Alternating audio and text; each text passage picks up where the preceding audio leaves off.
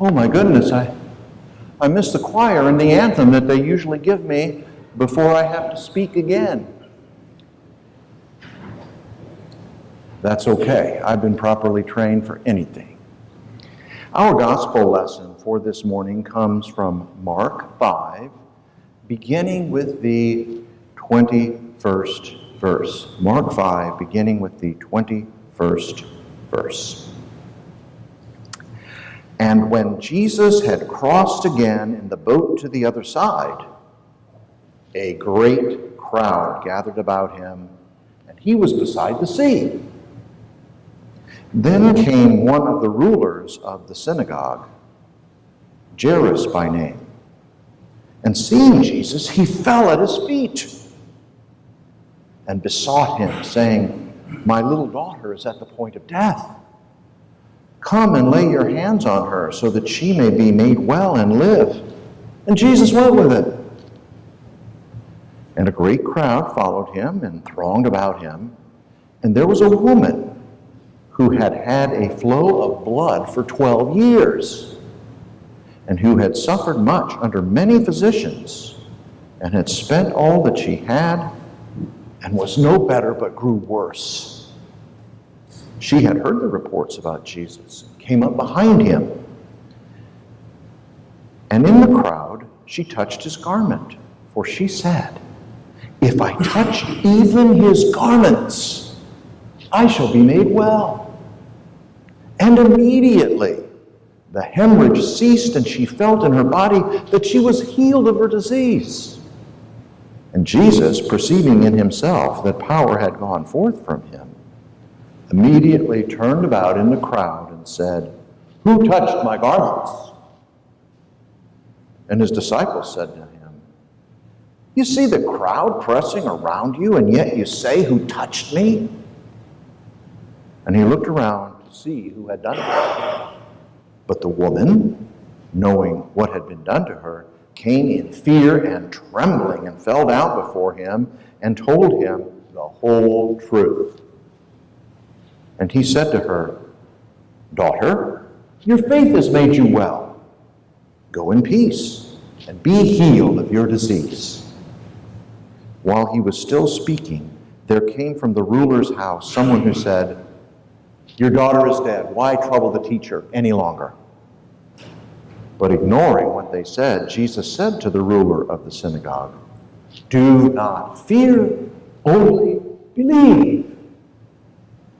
And he allowed no one to follow him except Peter and James and John, the brother of James.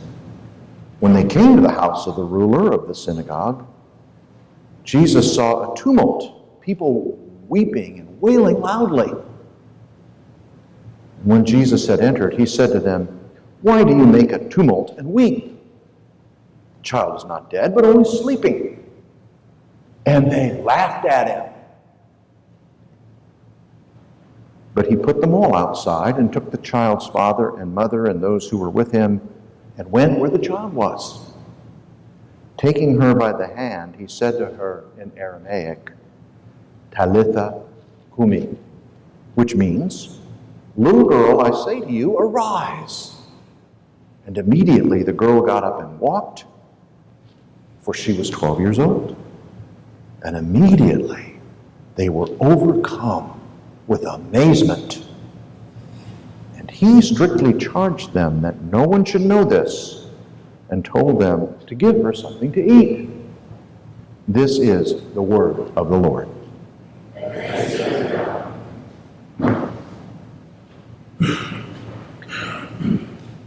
The gospel writers do not waste a single word, and the economy of their writing is always significant and symbolic and metaphorical.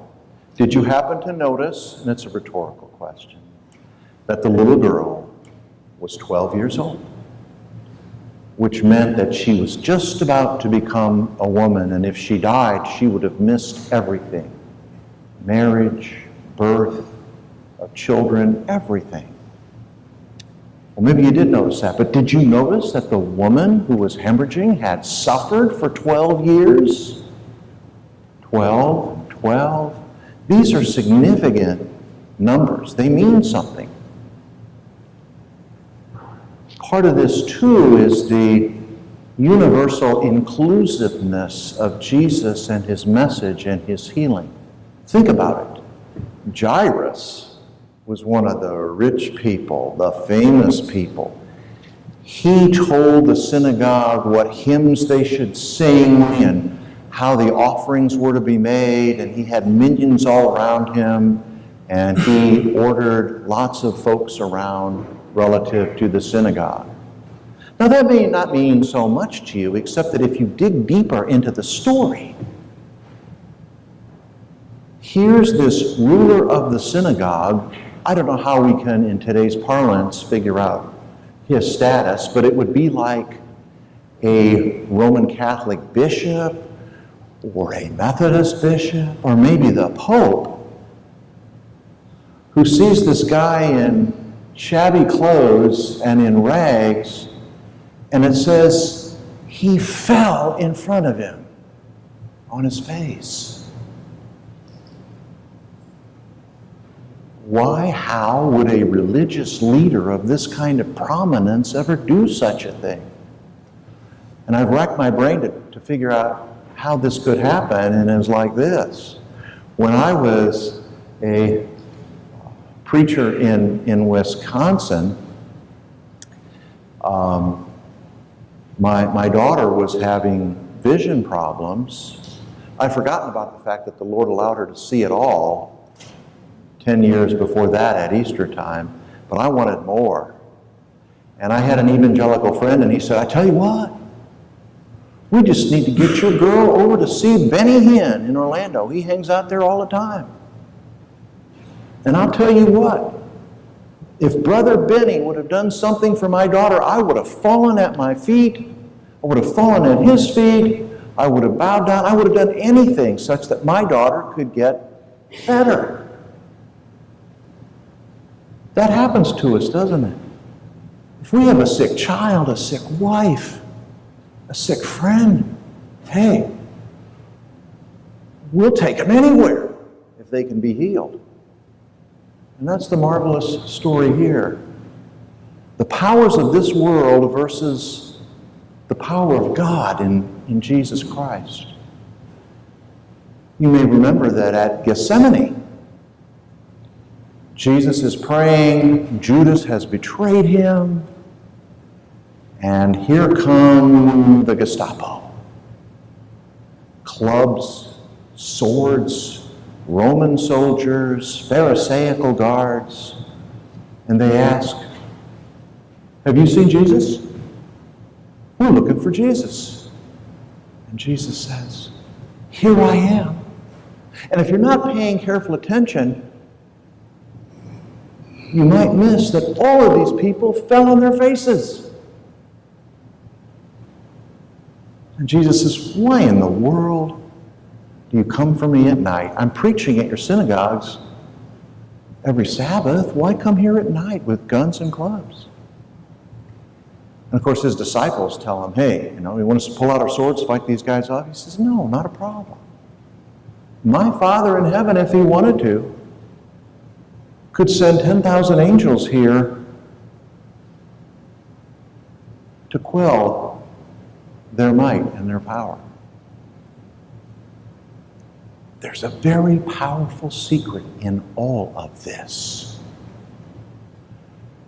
I was just reminded of it in some of my prayer journeys as I'm reading Brother Lawrence, The Practice of the Presence of God, okay? He was a Middle Ages monk, prophet, Catholic writer, and his pleas to the Lord were, make me a saint by washing pots and pans. And he was the scullery captain of that monastery. He just washed the pots and pans. He just cleaned up after everybody. And his writings were so profound that if you read them, you'll see this is a guy who's really close to God. This is a guy who's got it going on as far as his spirituality. And what he said was, when I ponder the problems of evil in this world, the wars, the plagues, the awful things that are going on, It doesn't bother me at all. Because anytime the Lord wanted, he could just come down and take care of this. But obviously he's allowing it and he's got some purpose for it. And this is the case here. Why is there evil in the world? Why is there suffering? So that God could be glorified. So that God could be glorified.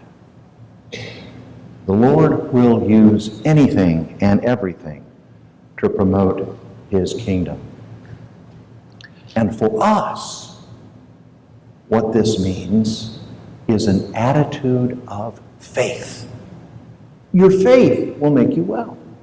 It's about our faith. Sometimes I forget about all this. I was preaching at the John Knox camp, and of course I tend to get, shock and surprise to you, cerebral, heady, too much in my head. And one of the camp counselors, who was just 18, graduated from high school, she obviously had this look on her face like, you're getting a little bit too deep for grammar school kids and junior highs. I think we need to take this down a little bit. She said, may I have a word? I said, sure. You certainly may have a word. She said, kids, the deal is like this. We don't know everything. We never will know everything. We're living in a state of mystery, and sometimes we just have to have faith that God is in charge. And I thought, wow, it took me 20 minutes of sermonizing and lecturing to get to the crucial point that came from an 18-year-old just out of high school. And that's the way it is, isn't it? Our faith, it's our faith. There's some things we'll never understand. I brought a quote from St. Augustine of Hippo. In the South, we sometimes call him Augustine, but the Latinists call him Augustine of Hippo. He was a pre-Middle Ages philosopher, and he says, if you could comprehend it, it would not be God. We have to be comfortable, I think, as modern-day Christians, with mystery. This is not a church where we have a sheet of paper that has 13 things that you have to believe and check that box before we'll let you in. No. Come here as confused as you want to be, and we're all confused, and we're all enveloped in the mystery, which is certainly communion, isn't it? I once had my brain totally wrapped about this whole issue of communion. But then I woke up and it all disappeared. God is so mysterious. So our attitude needs to be one of surrender, of faith. It may look like this world is in an awful mess. It looks that way to us. But if you're in that place called heaven and you're the Lord God and you're looking down, it all makes sense. And our Lord is going to win in the end. Irrespective of how chaotic, how diseased, how evil, how wretched the world is, listen to Brother Lawrence. I don't worry about that stuff. God could fix that in a moment, but he's chosen not to because his plan involves all that chaos. And boy, oh boy, do I need a lot of faith to believe that. Don't you? The kind of faith of the centurion whose servant girl was dying. He goes to Jesus and he says, Lord, my servant who is well beloved in my household is dying. Can you heal her? And Jesus says, sure, let's go. The centurion says, nah, you don't need to go. I'm a centurion. I tell people to go here, to go there, and to march over there, and to arrest this person, and you're more powerful than me. So all you got to do is say that your servant is healed. And Jesus says, in all of the Middle East and all of Palestine, among all the people of Israel, I've never encountered faith like that. That's what he means about faith, even as small as a mustard seed. I remember after one of my sermons, someone said, "Wow, you're really deep, and you really make us think." To which I replied, "I'm sorry. Didn't really have any intention about being deep or making you think. I'm just trying to preach the gospel." St. Paul, when he was afflicted, and we don't know what he was afflicted with, it might have been bad eyes or a bum knee. And, bum knee, if you're on foot traveling for hundreds of miles on missionary campaigns, that could be a bad deal for you. We just don't know what was wrong with St. Paul, but he was among the ultimate of saints, the person who was really close to Jesus. And yet, he is answered, "No. Your faith has to be sufficient." Sometimes God heals us, sometimes God doesn't, but either way it goes, we remain faithful, and we remain with this idea that God is in control, even though I've got a bum knee. Our weakness is his strength.